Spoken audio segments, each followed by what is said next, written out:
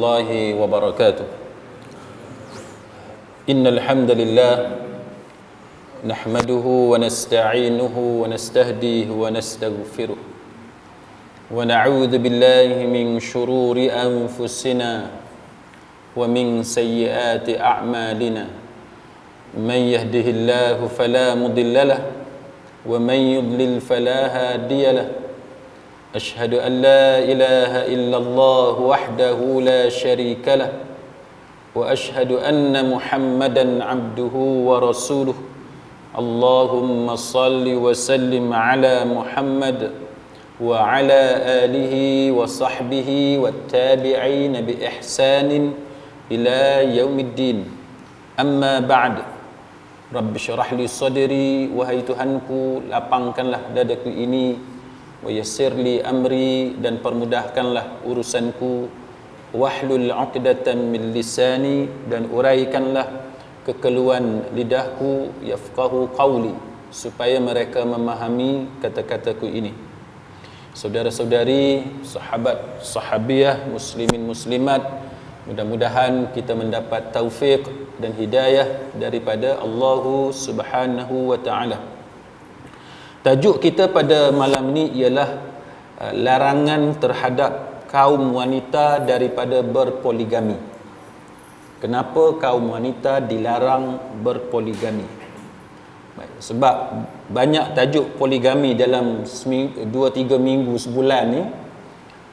Jadi macam-macam lah keluar ungkapan-ungkapan yang tertentu. Cuma kita malam ni kita tengok angle, sudut kenapa perempuan tidak ada hak sama rata dari segi poligami. Kan? Yang lelaki kita tahu dah, kita boleh berpoligami. Yang tu tak ada khilaf, betul tak? Yang tu tak ada khilaf, tidak ada beza pendapat. Semua setuju lelaki boleh berpoligami. Cuma bezanya berani dengan tak berani lah. Hak tu je. Yang tu hukum semua orang setuju. Hukum semua orang setuju.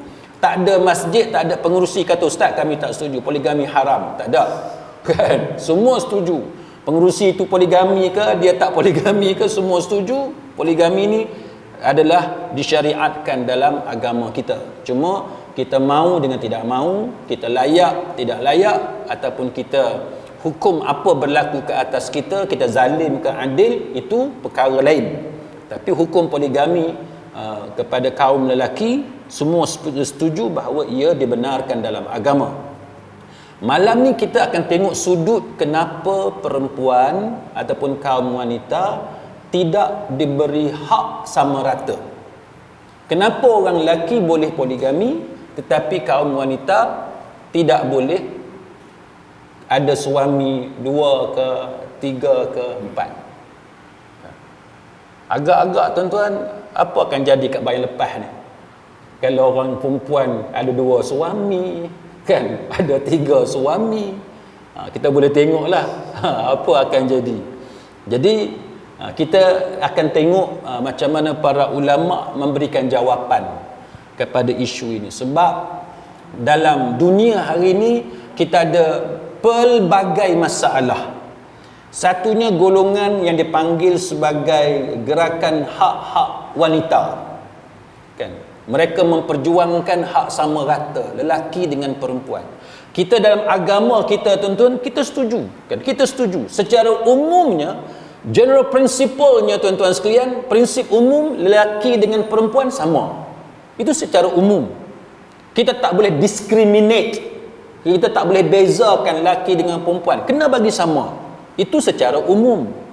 Tetapi kita tak boleh bagi sama rata ni 100%. 100% semua benda tanpa ada pengecualian tak boleh.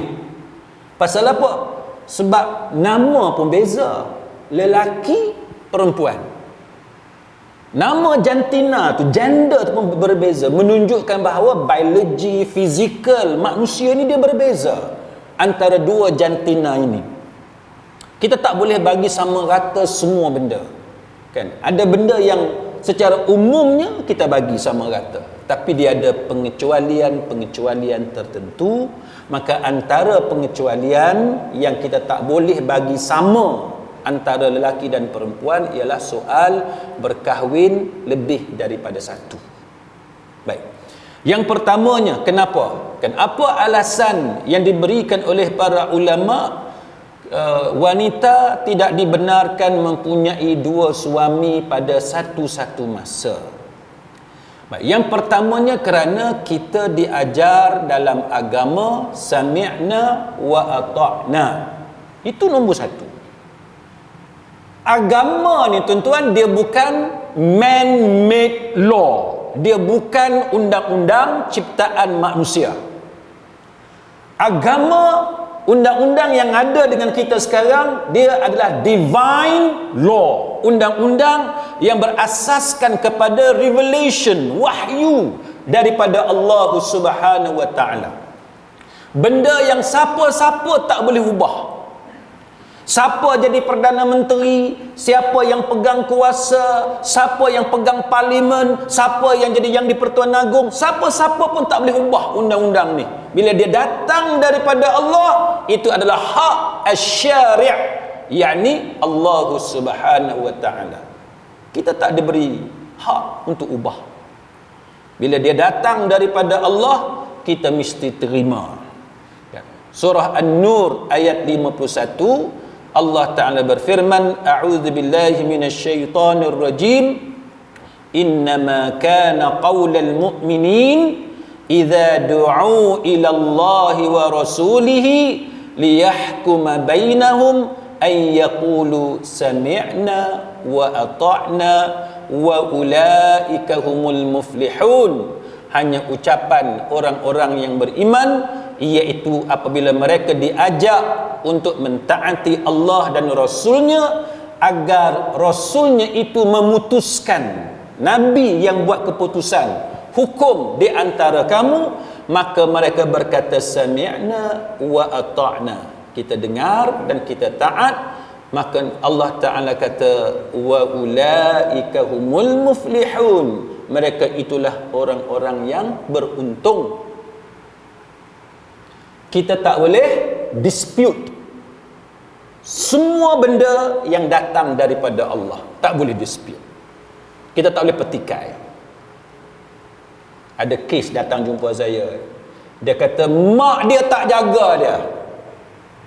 Nak tanya tuan-tuan, kalau betul ibu kita yang melahirkan kita, dia tak pernah jaga kita daripada kita kecil, lahir-lahir umur kita 1 hari, umur kita 1 hari, dia terus bagi kepada orang lain untuk jaga.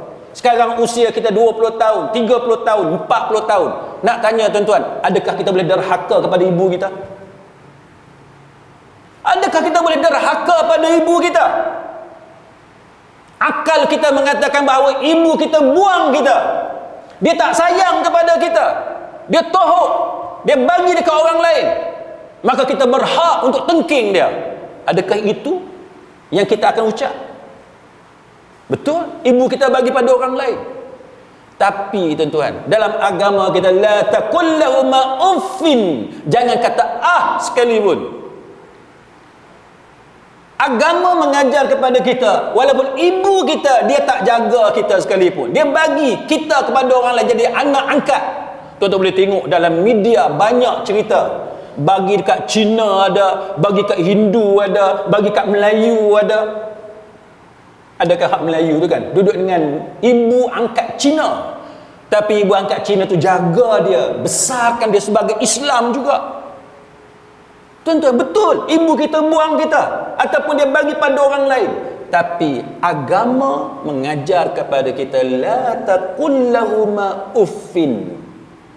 Tak boleh kita nak guris perasaan dia, tak boleh. Kita kena jadi sami'na wa ata'na, walau apa sekalipun. Mak kita, ayah kita bukan Islam, dia Kristian ke, dia Buddha ke, dia apa ke, bolehkah kita derhaka kepada mak ayah kita? Tak boleh. Walaupun berbeza agama, kita disuruh berbuat baik kepada ibu dan ayah kita walaupun berbeza agama. Boleh kita pertikai Allah, mak saya dalam neraka, ayah saya dalam neraka, kita boleh tengking dia, kita boleh guris perasaan dia? Boleh? Tak boleh. Sami'na wa ata'na. Perintah Allah buat baik pada mak dengan ayah walaupun dia non muslim. Itu agama ajarkan kita sedemikian. Itu yang kata sami'na wa ata'na. Baik. Maka bila Allah Ta'ala perintahkan kita buat satu-satu benda dan Allah Ta'ala larang kita daripada melakukan sesuatu perkara, maka para ulama mengatakan bahawa setiap benda yang Allah Ta'ala perintahkan dan setiap perkara yang Allah Ta'ala larang, semua itu pasti ada hikmah, ada wisdom bagi seseorang insan, bagi seseorang hamba Allah. Kewajipan kita sebagai makhluk hamba Allah, kita kena serah urusan itu kepada Allah Subhanahu wa Ta'ala. Kerana ada ketikanya hikmah itu kita tahu, ada ketikanya hikmah itu kita tidak tahu. Macam yang saya sebut tadi lah, anak kita jahat macam mana sekalipun, boleh kita buang dia? Tak boleh. Kita kena jaga dia. Urusan kita didik dia, nasihat dia. Bila pintu hati dia nak terbuka, itu urusan Allah. Kerja kita hanya bimbing dia. 10 tahun ke, 20 tahun ke, itu urusan Allah. Urusan kita hanya nasihat dia. Maka para ulama buat macam-macam kaedah. Antara kaedah fiqhiyah dalam Islamic legal maxim, iaitu asy-syari' la ya'muru illa bima maslahatuhu khalisah au rajihah wa la yanha illa amma mafsadatuhu khalisatan au rajihah. Dalam Islamic legal maxim, Islam tidak memerintahkan sesuatu kecuali dia tu memang benda baik, memang solid kebaikan padanya, atau kebaikan itu dia lebih dominan. Maksud dia gini, bila agama kita Allah Ta'ala suruh kita buat satu benda, semayang ke, puasa ke, taat pada mak ayah ke, suruh kahwin ke, suruh apa sekalipun, dia ada dua kemungkinan. Sama ada benda tu 100% baik, langsung tak ada benda buruk, atau dia ada buruk tapi kebaikan dia lebih dominan. Sebab itu dia diperintahkan untuk kita buat. Dua kemungkinan tu. Allah Ta'ala tak suruh kita buat benda yang buruk 100%, tak ada. Allah Ta'ala tak suruh kita buat benda yang banyak buruk daripada baik, tak ada. Benda yang Allah Ta'ala suruh kita buat dua, sama ada solid benda tu baik ataupun kebaikan dia lebih banyak berbanding dengan keburukan. Baik. Dan Islam tidak melarang, agama tidak melarang kita daripada sesuatu perkara, melainkan dia solid, dia buruk, ataupun keburukan dia lebih banyak. Itu yang kita kena faham. Baik. Maka kaedah ini, tuan-tuan, Islamic legal maxim ini diperjelaskan oleh Syekh Abdul Rahman bin Nasir As-Sa'di rahimahullahu ta'ala. Apa kata Syekh Abdul Rahman bin Nasir As-Sa'di? Dia kata Islamic legal maxim ini dia meliputi keseluruhan ajaran Islam tanpa sebarang pengecualian, tak ada kecuali. Dan dia kata apa? Dia kata bahawa dia petik surah An-Nahl ayat 90, innallaha ya'muru bil adli wal ihsan wa ita'i dzil qurba wa yanha 'anil fahsya'i wal munkar wal baghi ya'idzukum la'allakum tadhakkarun. Kita biasa dengar hari Jumaat. Khutbah yang kedua kan. Khutbah yang kedua, sesungguhnya Allah Ta'ala perintahkan kamu berlaku adil dan buat benda-benda baik, benda-benda kebajikan, bagi memberi kepada kaum kerabat, dan Allah Ta'ala larang daripada perbuatan keji, kemungkaran dan permusuhan. Dia memberi pengajaran kepada kamu agar kamu dapat mengambil pelajaran. Maka maksud dia apa tuan-tuan? Maksud dia Allah Ta'ala suruh kita buat adil. Adil ni apa? Adil ni wad'u syai' fi mahallih, letak satu benda sesuai dengan tempat dia. Poligami ni tuan-tuan, kahwin banyak ni dia sesuai untuk orang lelaki. Orang perempuan dia tak sesuai. Orang lelaki dengan fizikal dia, diri dia itu, dia lebih kuat. Dia yang layak jadi pemimpin untuk jaga kaum wanita. Sebab tu tuan-tuan tengok dunia kita hari ni, siapa yang diberi keistimewaan untuk parking kereta dekat dengan main entrance? Tuan-tuan pergi dekat shopping outlet kan, shopping outlet, shopping kompleks, jabat kerajaan apa semua, cuba tuan-tuan tengok hotel ke apa ke, dia ada parking lot yang banyak tu. Cuba tuan-tuan tengok, ada tak parking lot khas untuk kaum lelaki? Ada tak? Cuba tuan-tuan tunjuk dalam dunia ni, negeri mana, negara mana dia kata parking lot dekat dengan pintu ni khas untuk orang lelaki? Gila tuan-tuan, tak ada. Orang tak buat kerja lagu tu. Yang ada OKU, yang ada untuk kaum wanita dengan anak-anak, yang ada untuk ibu yang mengandung. Maksud dia apa? Maksud dia kaum wanita ni dia letak sekali dengan anak kecil, dia letak sekali dengan perempuan mengandung, dia letak sekali dengan OKU. Maknanya kaum wanita ni kaum yang lemah, yang perlu diberi perlindungan. Bukan dia yang melindungi kita, kita yang wajib melindungi dia. Kita yang kena kesian dekat dia. Itu yang kata agama datang kepada kita sesuai dengan fitrah manusia.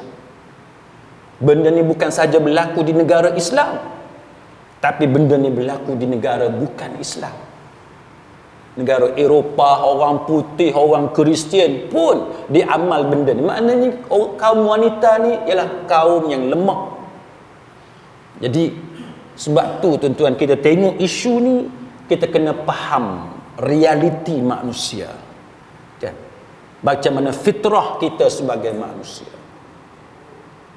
Nanti tuan-tuan akan kata, tapi ustaz, saya ada kawan saya, dia lelaki tapi dia lemah. Hak tu pengecualian lah. Memang ada orang lelaki hak lemah. Ada tak orang lelaki hak takut lipas? Ada? Ada. Tapi tu pengecualian lah tuan-tuan. Sikit je orang lelaki hak takut lipas ni. Ada, anak saya seorang ada. Dia takut lipas. Kita kata apa benda dinosaur ke apa masuk dalam bilik ayak dia, rupa-rupa lipas. Ya Allah. Anak lelaki takut lipas. Ni cerita masa kecil lah kan. Biasa. Adalah benda yang pengecualian. Tapi secara umumnya orang kata anak lelaki ni lah yang diharapkan untuk tolong mak dia. Nampak tikus kau, nampak lipas, dia lah yang katak dulu kan, anak lelaki ni.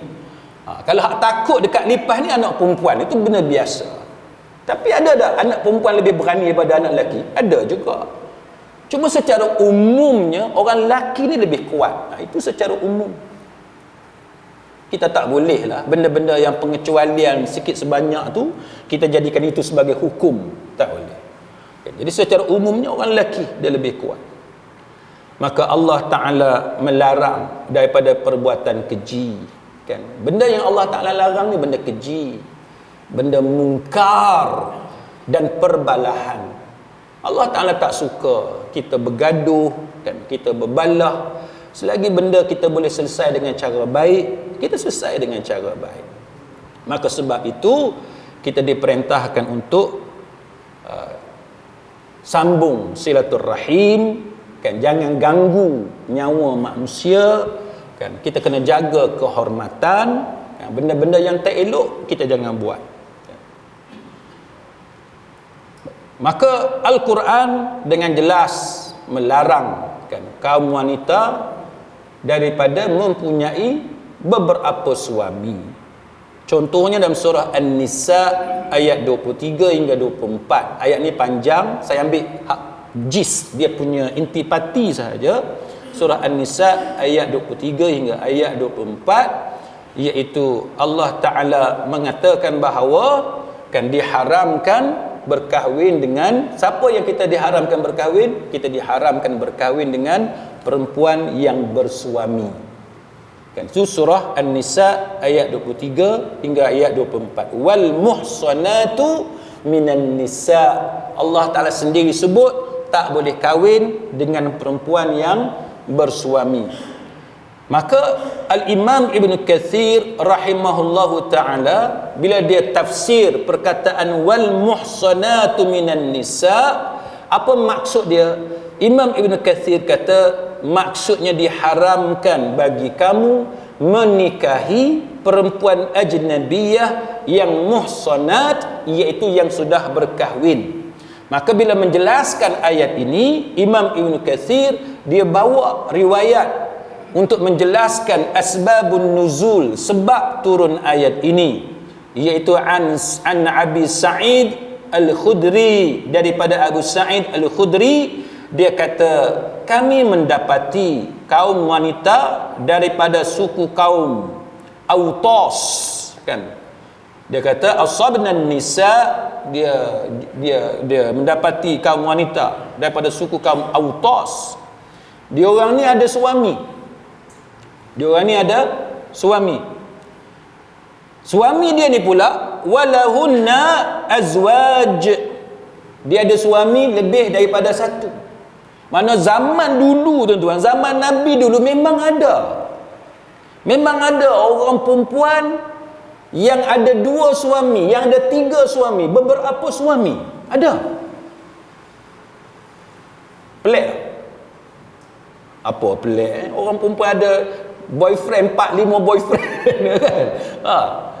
Hak dengan hak ni pun dia keluar, hak tu pun dia keluar, yang ni pun dia minta duit, dengan hak tu pun dia minta duit, dengan hak ni pun dia pergi tidur sekali, dengan hak tu pun dia pergi tidur sekali. Biasa kan?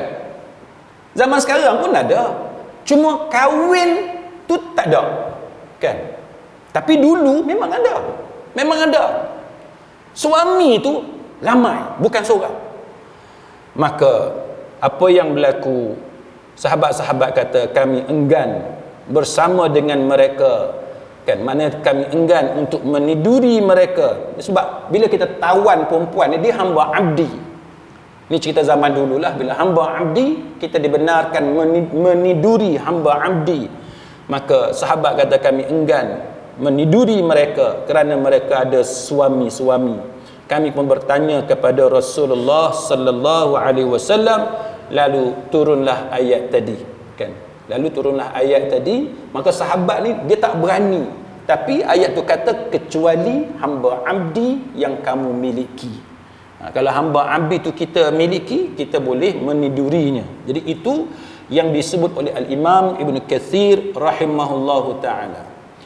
Kemudian dalam hadis Bukhari tuan-tuan, dalam hadis Bukhari, Nabi cerita cara kahwin zaman jahiliyah.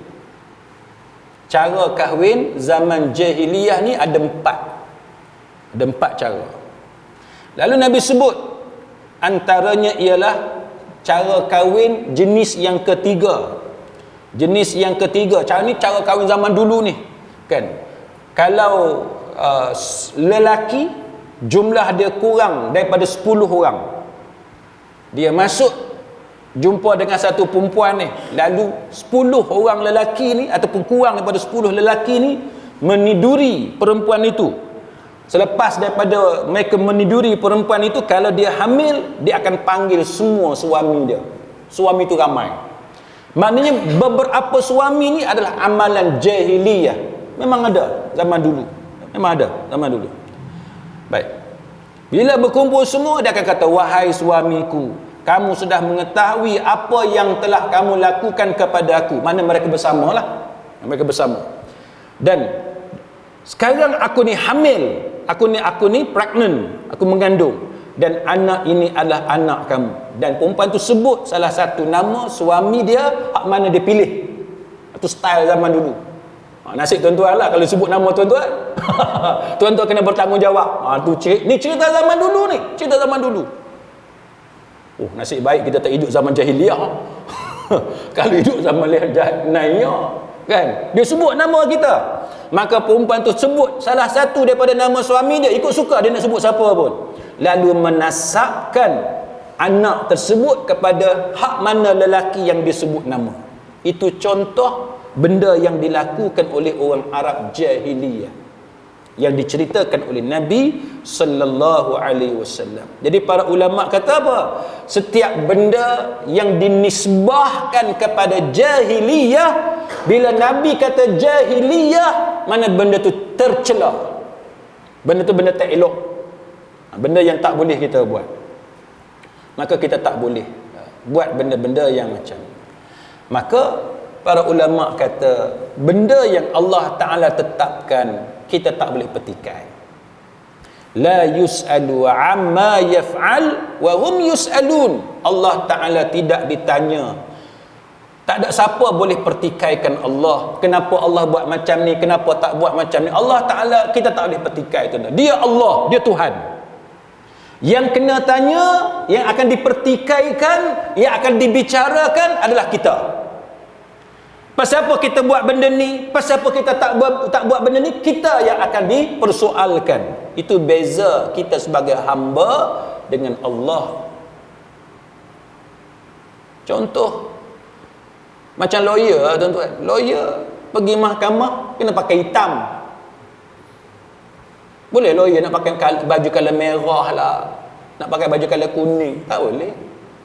Dah jadi undang-undang dah yang tu. Kecuali tuan-tuan ada kuasa nak ubah undang-undang tu. Selagi tak ada kuasa nak ubah undang-undang, lawyer hebat macam mana sekalipun dia tak boleh ubah. Sebab kuasa di tangan orang lain, di tangan mahkamah. Mahkamah buat keputusan.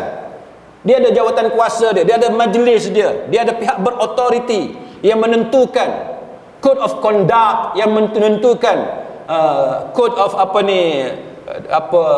dress code dan sebagainya, etika berpakaian dan lain-lain. Maka kita tak boleh buat apa. Kita setuju ke tak setuju ke, kita kena ikut. Betul tak? Betul? Tuan-tuan duduk atas jalan raya, tuan-tuan cerdik macam mana sekalipun, boleh tak tuan-tuan langgar undang-undang yang telah diwartakan? Tak boleh. Jalan apa, kita daripada Penang kita nak pergi ke Jitra, nak hala ke utara kan, ada tempat 80, bawa slownya 80 highway tu. Kita kata siapalah buat undang-undang ni, kita katalah siapa buat undang-undang bodoh, kita kata bodoh. Tuan-tuan boleh argue dekat mahkamah.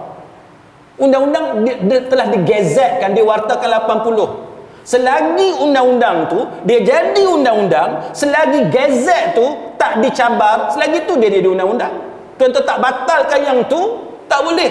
Walaupun yang diwartakan itu bodoh macam mana sekalipun, selagi dia jadi undang-undang, tuan-tuan tak boleh buat apa. Itu contoh. Tuan-tuan kena batalkan undang-undang tu, buat undang-undang lain, kena warta lain, kena proses lain, kena buat lain supaya hak 80 tu jadi 110 ke jadi 100 dan sebagainya. Yang tu kena buat lain. Tapi selagi dia jadi undang-undang, tuan-tuan kena compound, kena denda, kena hukum dan sebagainya. Dia macam tu hidup kita atas dunia. Ada tempat double line, macam-macam lah, ada tanda atas jalan. Selagi hak tu yang diwartakan, selagi tu tuan-tuan langgar yang tu, salah. Tuan-tuan salah. Hak tu kita sesama manusia. Kita sesama manusia. Tapi kita dengan Allah, tuan-tuan, lebih-lebih lagi. Kita tak boleh langgar. Benda yang ditetapkan oleh Allah Ta'ala, kita tak boleh langgar. Dan Allah Ta'ala, dia suci, maha suci Allah daripada sebarang kesilapan, daripada sebarang kecacatan. Itu yang pertama. Yang kedua, tuan-tuan, kenapa perempuan tidak boleh berkahwin, mempunyai suami lebih daripada satu? Kerana apa yang ditetapkan ialah kaum lelaki adalah ketua bagi kaum wanita. Yang jadi ketua ni siapa? Kaum lelaki. Ar-rijalu qawwamuna 'alan nisa. bima faddalallahu ba'dahum 'ala ba'd wa bima anfaqu min amwalihim fas-salihatu qanitatun hafizatun lil ghaibi bima hafizallah. Kaum lelaki itu adalah pemimpin bagi kaum wanita. Oleh sebab Allah Ta'ala lebihkan sebahagian kaum lelaki itu atas sebahagian yang lain. Allah Ta'ala lebihkan kaum lelaki ni dengan fizikal dia apa semua, dia lebih daripada kaum wanita. Dan kerana lelaki telah menafkahkan sebahagian daripada harta mereka, sebab itu wanita yang saleh, yang salihah ialah yang taat kepada Allah, lagi memelihara dirinya ketika suaminya tidak ada, oleh kerana Allah telah memelihara mereka. Jadi itu yang disebut oleh Allah Ta'ala. Pasal apa? Sebab Allah Ta'ala jadikan kita orang lelaki ni sebagai ketua. Allah Ta'ala tetapkan kita jadi ketua. Tuan-tuan setuju ke tak setuju ke, lelaki jadi ketua. Dia tak boleh perempuan jadi ketua, tak boleh. Tuan-tuan pernah tengok tak kawan kita, bini dia jadi ketua? Tuan tengok apa jadi? Entah-entah dalam masjid ni pun ada. Apa-apa tanya bini dulu. Takut kena tanya bini dulu. Kawan ajak, jom pergi tengok bola. Kat Ipoh ada ada game persahabatan. Sat-sat nak kena telefon bini dulu. Telefon bagi tahu tak apalah, baguslah. Ni kena minta izin tu. Yang kita tahu, isteri kena minta izin dengan suami. Hak tu hak kita tahu. Isteri nak pergi mana-mana, kita minta izin dengan suami. Ni terbalik. Suami nak pergi mana-mana minta izin dengan isteri. Isteri kata tak boleh abang tak boleh pergi. Okey. Okey. Nampak takut. Oh, masa bersembang kat kedai kopi, katok meja terbalik, meja bercakap bab politik, boba. Bila bini telefon, ya hello. Slow je suara. Nampak sangat. Aku in control, teruk sangat. Oh, bercakap dengan kawan bukan main. Satu kedai tu suara dia. Kalau bercakap dengan kawan. Bercakap dengan bini slow. Kan? Bukan tak boleh, cakap perlahan. Saya pernah duduk rumah, ada ipak saya. Lepas tu staff saya telefon. Lepas tu ada ipak saya tanya isteri saya, tu abang cakap dengan siapa, nampak suara elok, lembut? Isteri saya kata dengan staff dia. Oh, cakap lembut. Cakap dengan staff. Takkan kita nak jerakah staff kita kan? Cakap lemah lembut bagus tuan-tuan. Memang kita kena cakap lemah lembut. Kawan kita, ahli keluarga kita, isteri kita dengan anak, cakap lemah lembut. Kenapa kita nak tengking, nak marah tak tentu pasal kan? Yang tu bagus. Tapi kita kena tune bagi betul. Suami tak perlu minta izin isteri. Tapi bincang dengan isteri perlu, kena bincang. Kok ada program apa ke, nak kena ambil anak di asrama ke, nak kena ziarah mak mentua ke, sakit ke apa. Yang tu nak kena bincang lah. Bukan kata tak boleh bincang lah. Tapi yang jadi ketua, yang ada kuasa veto, yang buat kata putus adalah suami. Kan? Who is the king? Who is the boss dalam rumah? Dalam rumah, king atau bos adalah kaum lelaki. Dia sesuai lah dengan fizikal kita orang lelaki. Ni lipah masuk bilik ayah apa kena bini pergi katok. Suami minta tolong dengan bini. Tolong. Teruk tuan-tuan lagu tu. Tak boleh. Kena jadi lelaki. Berani. Sakat lipah, tikus apa semua tu kita lah yang handle. Ni tikus masuk dalam perangkap tikus pun kena bini jugalah. Pergi settle. Yang kita duk geli. Duk geli. Teruk tuan-tuan. Sebab tu kita anak lelaki, tuan-tuan kena latih dia sebagai anak lelaki. Jangan duk latih jadi anak perempuan. Main masak lah, pakai baju lawa apa semua, alat solek, apa facial, apa ni anak lelaki buat benda-benda lagu tu. Anak lelaki kena masuk hutan dengan ayah dia. Kan, pergi mana-mana. Saya duduk bawa anak saya pergi Kenyir baru ni. Isteri saya dia cukup suka. Dia kata kena bawa anak pergi boat house lah apa semua. Bagi budak tu biasa dengan dalam hutan masuk benda-benda lagu tu. Ni anak lelaki tak mau masuk dalam hutan. Pasal apa? Nyamuk. Teruk sangat. Anak lelaki takut kat nyamuk. Lelaki apa benda? Jadi kita kena didik anak kita tu sesuai dengan gender dia, dengan jantina. Anak perempuan, kita latih dia jadi perempuan. Itu yang sepatut kita buat sebagai orang lelaki. Maka anak kita akan terdedah dengan sifat syuja'ah, kan, keberanian, kepahlawanan. Kena ada benda-benda lagu tu. Kan? Jangan duk bagi penakut, jadi tak berani dan sebagainya. Pergi Kenyir tu tengok pelik juga. Gajah boleh timbul tu. Orang tak pandai berenang tenggelam. Gajah besar boleh timbul. Tapi kapal pun boleh timbul dah. Jadi itulah tuan-tuan. Kena ada sifat-sifat tertentu yang mana bila kita latih anak-anak kita, maka dia akan jadi lelaki yang ada leadership, kan, yang ada kepimpinan. Baik, selain daripada itu tuan-tuan, kita diwajibkan, agama mewajibkan kaum perempuan untuk taat kepada suami selama mana bukan dalam perkara maksiat. Jadi itu perintah agama. Nak masuk syurga ni macam mana? Nabi kata dalam hadis Imam Ahmad yang disahihkan oleh Al-Albani rahimahullahu ta'ala, idza sallatil mar'atu khamsaha, jikalau satu orang perempuan dia sembahyang 5 waktu, wa shamat syahraha, dan dia puasa bulan Ramadan, wa hafizat farjaha, dan dia jaga kemaluan dia, wa ata'at zawjaha, dan dia taat kepada suami dia, qila laha, akan dikatakan kepada dia nanti di hari akhirat, udkhulil jannata min ayyi abwabil jannati syi'ti, masuklah dalam syurga dari pintu mana sahaja yang engkau inginkan. Mana orang perempuan ni dia nak masuk syurga, pintu mana yang dia nak masuk boleh.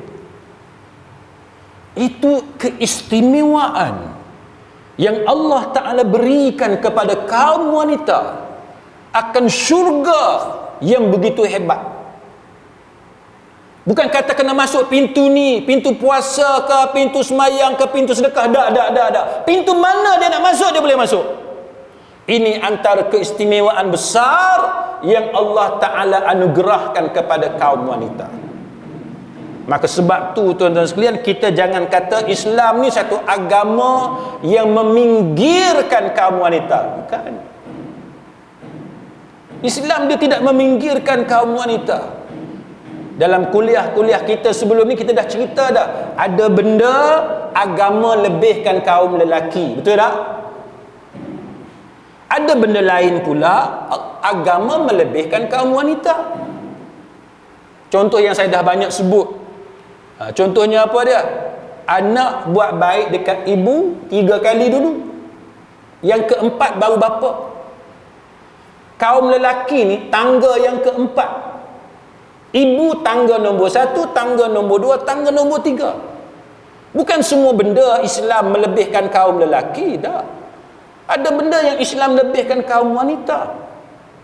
Sebab tu kita selalu sebut dalam masyarakat, dalam kuliah-kuliah kita, kalau anak lebih banyak buat baik kepada ibu dia, maka ayah jangan cemburu. Ayah jangan cemburu. Ketahuilah itu adalah sunnah yang diajarkan oleh Nabi sallallahu alaihi wasallam, supaya anak melebihkan ibu dia. Kita sebagai bapa, kita kaum lelaki, kita kena kuat. Jangan kita pun nak suruh anak belai juga. Betul lah anak buat baik, tapi kelebihan itu bagi pada ibu dia.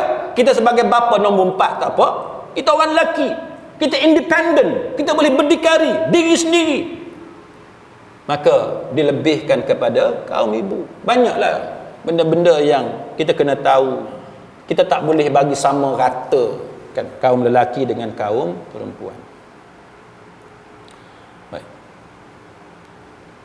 Kemudian tuan-tuan sekalian, seterusnya, kenapa kaum wanita tak boleh ada suami lebih daripada satu kerana masalah nasab, kan. Nasab tu nak kena bagi clear. Kalau ada 2-3 suami payah, kan.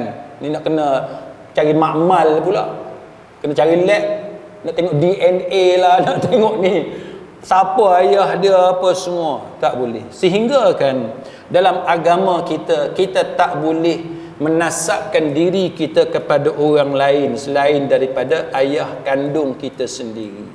Sehingga kan dalam hadis muttafaqun alaih, Nabi kata apa? Dalam hadis muttafaqun alaih, Nabi kata manidda'a ila ghairi abihi, siapa-siapa yang menasabkan dirinya kepada selain daripada ayah kandung dia, wa huwa ya'lamu, dan dia tahu hakikat sebenarnya ayah kandung dia siapa, dia tahu tapi dia tipu.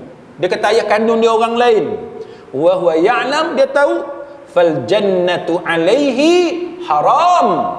Nabi kata jannah ke atas dia haram, syurga haram ke atas dia, tak boleh masuk syurga, diharamkan syurga. Sebab tu siapa yang ambil anak angkat sebagai contoh, jangan memandai-mandai pi bin, kan. Sekarang ni kan bukan sekarang, dulu pun bak tipu ni senang, bukan susah sangat pun. Pakat-pakat gitu gini lebih kurang apa semua tipu. Nasab kepada ayah angkat jangan, kan.